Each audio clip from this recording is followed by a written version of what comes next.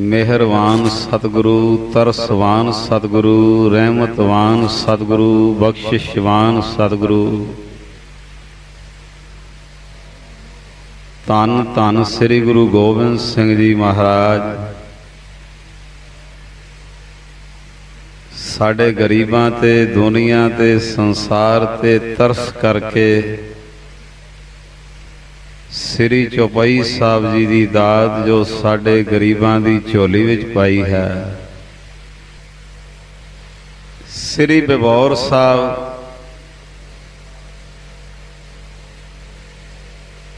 बड़ी एकांत दे विच सिखां दी बेनती करन ते श्री चौपाई साहब जी की बाणी महाराज गुरु कलगीधर पातशाह जी ने बिबौर साहब उचारण करना की थी। और मैं ते सतगुरु महाराज जी का कोटान कोट शुकराना करदा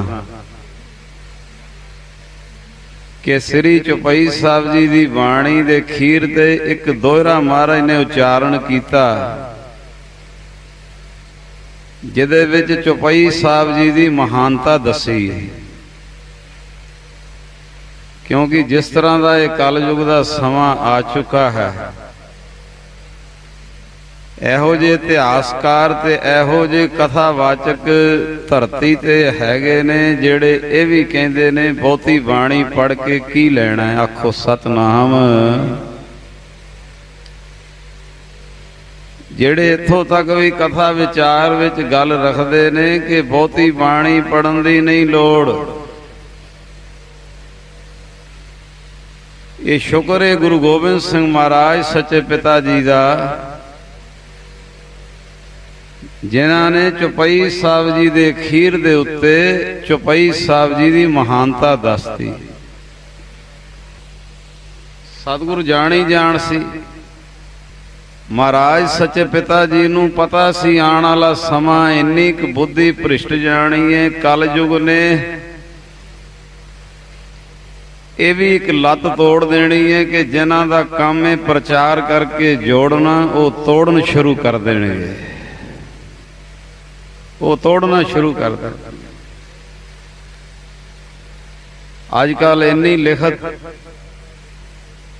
ऐसी छपदी है कि जिस लिखत नूं पढ़ के बनी हुई शरदा भी कई बारी टुट जाती है। इसलिए अजकल के समय विच बौद्धिक ज्ञान वरत्या करो। कई कीर्तन दरबारां तुसीं हाजरी भरनी हुंदी है, कई तरह के कथावाचक आए हुंदे ने।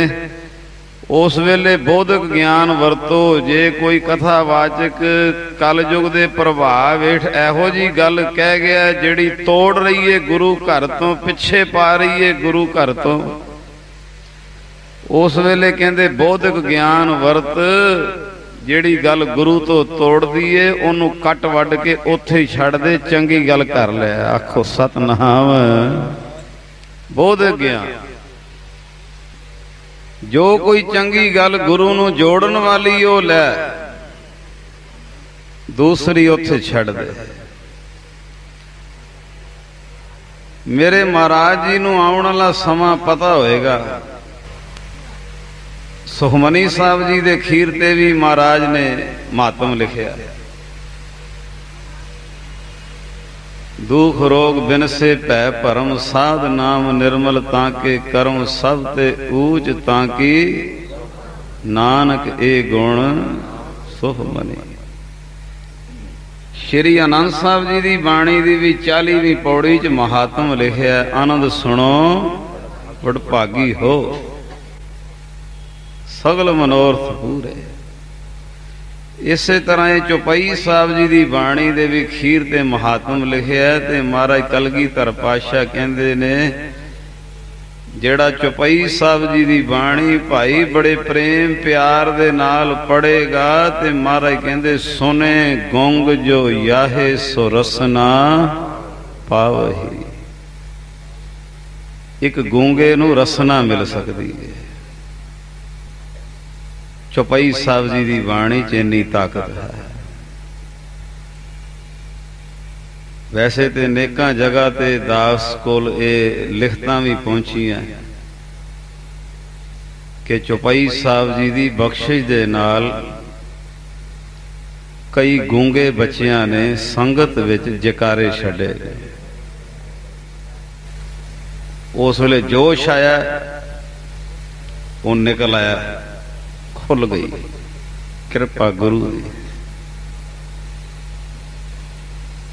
बाकी जड़ी जिन्नी क अपनी कृपा ते बख्शिश गुरु पातशाह ने सानू सिर ते हथ रख के बख्शी है। अनेकां जगह ते असी ट्राई कीती है। जे किसी मां ने आख्या ना कि मेरा बच्चा 2.5 साल का हो गया पर अजे आ ऊ इहो ही करदा है, बोलदा नहीं। ते कई पुराने सियाणे ते उन्हां नूं इह कहंदे ने बई कां नूं रोटी पा के ना उस कां दी जूठी रोटी बच्चे नूं खवाओ, तुहाडा बच्चा बोलण लग पेगा। ये कई सियाणियां दी राय है कि कां बोलदा बहुत है, ओदा जूठा बच्चे नूं खवाओ। कई पुराने सियाणे कहंदे ने बई तवले दा आटा जिहड़ा ना ओदा फुलका पका के बच्चे नूं ये वजदा हर वेले ते तुहाडा बच्चा बोलेगा। दास ये ते नहीं जानदा ये गल ठीक है कि नहीं ठीक, पर इन्नी गल जानदा है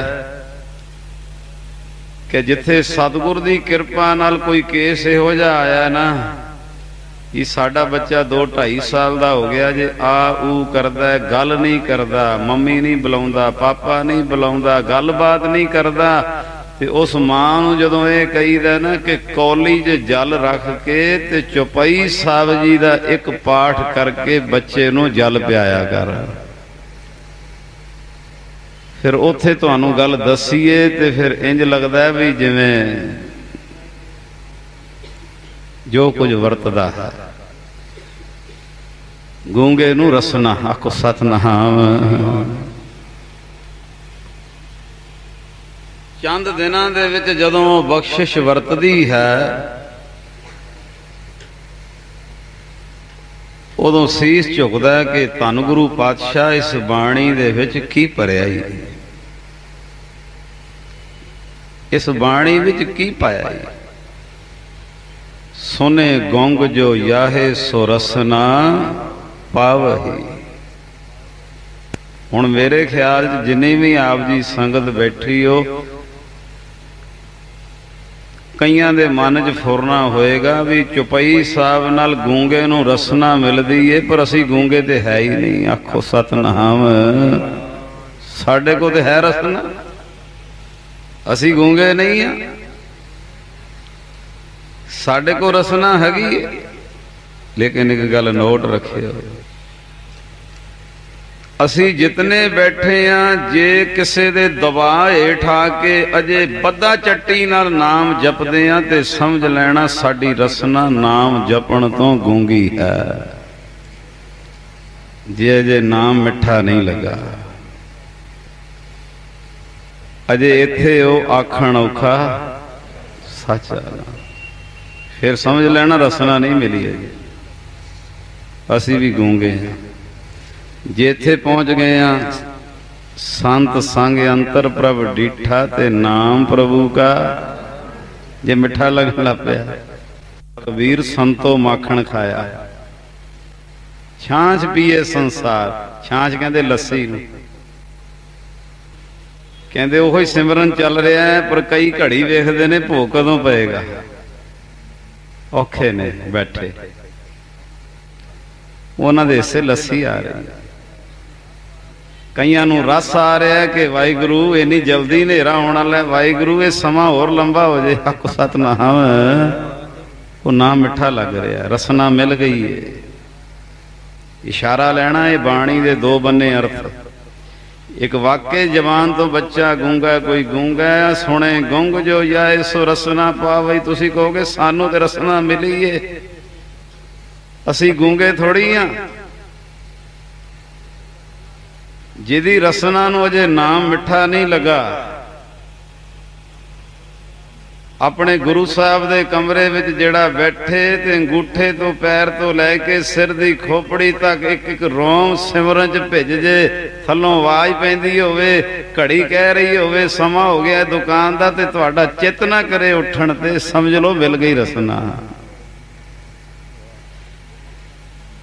ओ मक्खण ऐ अंदर चल रहा नाम, आखो सतनाम। ਇਹੋ ਜਿਹਾ ਗੁਰਮੁਖ ਜਿਹੜਾ ਇੱਕ ਵਾਰੀ ਵਾਹਿਗੁਰੂ ਕਈ ਲੱਖਾਂ ਵਾਰੀ ਉਹਦਾ ਵਾਹਿਗੁਰੂ ਦਾ ਮਹਾਤਮ ਬਣ ਰਿਹਾ ਹੈ, ਸਰੀਰ 'ਚ ਨਾਮ ਚੱਲ ਰਿਹਾ ਹੈ। ਇਸ਼ਾਰਾ ਲੈਣਾ ਤੁਹਾਡੇ ਚੋਂ ਹੀ ਕੋਈ ਕਿਸੇ ਬੀਬੀ ਨੂੰ ਕਿਸੇ ਸਤਪੁਰਸ਼ ਨੇ ਕਿਹਾ बेटा फलाना दुख है जी हाँ, अच्छा 40 दिन 5 पाठ जपजी साहब रोज करने ने, इशारा लेना अजे 37वां दिन ने ते अपनी सहेली नूं कहंदी है, दूजे नूं कहंदी है बस 3 दिन रह गए ने, 5 पाठ रोज दे कहे ने जपजी साहब दे, बस 3 दिन रह गए है, फिर मैनू नहीं करने पैणे। आखो सतनाम, बस 3 दिन रह गए। समझ लेना अजे दबा हेठ बदा चट्टी हेठ एदा भी भला है, पर समझ लेना अजे रसना नहीं मिली, अजे दिनां दी गिणती च अजे रसना नहीं मिली कि नाम मिठा लगन लग पवे। गुरु कलगीधर पातशाह कहंदे ने जिदी रसना नूं नाम अजे मिठा नहीं लगा, जिदे अंदर बाणी नहीं चली, जिन्नू नाम अजे गिणती मिणती दे दिनां विच बिता रहा, कदों दिन मुकणगे 5 पाठ जिहड़े रोज दे फलाणे कहे ने। धन गुरु कलगीधर पातशाह कहंदे जे कोई चौपाई साहब जी दे पाठ शरदा भावना नाल बैन ला के करे, ओदी रसना नूं एक दिन नाम मिठा लगन लग पैंदा है। आखो सतनाम। सुने गुंग जो याहे सो रसना पावई, ये सारे पायो चाती। जे जे नाम मिठा नहीं लगा, ये नाम नहीं चलिया, तो महाराज चौपाई साहब जी की बख्शिश कहंदे कहंदे इहदे सदका तेरे अंदर नाम चल सकता है, तेनू रसना मिल सकती है, तेनू नाम मिठा लग सकता है।